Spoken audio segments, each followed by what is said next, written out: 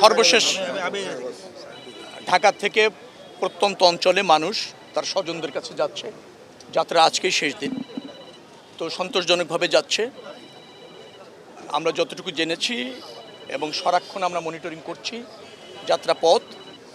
কোনো কোনো জায়গায় বিশেষ করে যমুনা সেতুর আগে চন্দ্রাতে একটু টেইল আছে, একটু ধীর গতিতে যাচ্ছে বা স্মুথলি যাচ্ছে আর কি। কারণ 7টা লেন থেকে গাড়ি গিয়ে যখন 2 লেনে যাচ্ছে, তো সেখানে গাড়ির গতি কমবে, ধীরে যাবে, সেটাই স্বাভাবিক। এবং সেখানে ম্যানেজমেন্টও ঠিক আছে। আমি এত সময় আমরা সবাই কেন্দ্রীয় মনিটরিং সেলে ছিলাম, বিআরটিএ যেটা করে, সেখানেও সমস্ত পিকচার দেখে আসছি, বেশ ঠিকঠাক মতোই যাচ্ছে। এখানে আসলাম, এখানেও লাইন ধরে যাত্রীরা দেখেছেন যে টিকিট নিচ্ছে, ভাড়াও ঠিক আছে। বাসে যাত্রীদের কাছে উঠে জিজ্ঞেস করলাম হঠাৎ করে একটা বাসে, সেখানেও তারা বলছে যে না, তারা ভাড়া ঠিক মতো দিয়েই যাচ্ছে। তো সব কিছু মিলিয়ে এই যাত্রাটা আমার কাছে মনে হয়েছে অনেক চ্যালেঞ্জ। আপনারা জানেন যে 1.5 কোটি মানুষ ঢাকা থেকে 2 দিন 3 দিনের মধ্যেই এসে যাবে, গন্তব্যে যাবে, প্রত্যন্ত অঞ্চলে যাবে। আবার প্রায় 80 লাখের মতো কুরবানিযোগ্য পশুও ক্যারি করতে হবে। তো যাত্রী অনেক, মানুষ এবং পশু মিলিয়ে।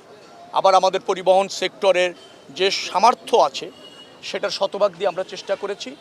মোটামুটিভাবে আমি নিশ্চিতভাবে বলতে পারি, এবং আমরা মনে হয় যে আপনারা দ্বিমত হবেন না।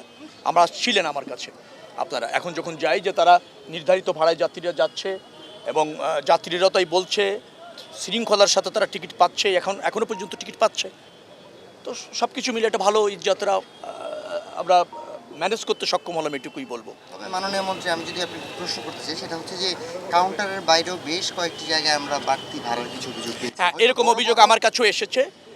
এখন হয় কি, কাউন্টার বাস স্ট্যান্ডের বাইরে যখন অনেক যাত্রী যেতে চায়, পরিবহনের যখন একটু সংকট থাকে, তখন কিছু মানুষ ধরেন একটু বেশি পয়সা দিয়ে যাবে কি না এরকম এই সুযোগটা নিতে চায়। কারণ সবাই তো একবার পরিশুদ্ধ না, সবাই চায় ঈদকে পুঁজি করে। এখন যাত্রীর চাপ আছে, সেখানে কিছু বেশি নেওয়া যায় কিনা এই প্রবণতা তো অ্যাজ এ নেশন আমাদের আছে।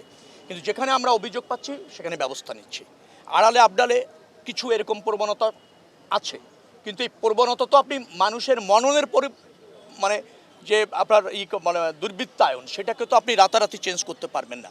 এই প্র্যাকটিস যদি অব্যাহত থাকে, প্রকাশ্যে যদি ভাড়া বেশি নেওয়া না যায়, কাউন্টার এবং বাস স্ট্যান্ডে যদি নির্ধারিত ভাড়া নিতে বাধ্য করা যায়, অথবা তারা যদি এভাবে হ্যাবিচুয়াল হয়, দেখবেন ওইটাও আস্তে আস্তে দূর হয়ে গেছে।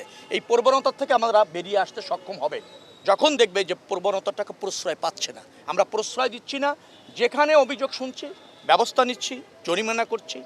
তো এটা হলো একটা মেসেজ যে যারা এই পরিবহন সেক্টরকে কুক্ষিগত করে, অথবা মানুষের এই মানে দুর্বলতা, কারণ আমাকে বাড়ি যেতেই হবে, স্বজনরা অপেক্ষা করছে, ছুটি হয়েছে, এটাকে পুঁজি করতে আগে যেভাবে অবাধে পারত তা রহিত করা হয়েছে না, বন্ধ করা হয়েছে।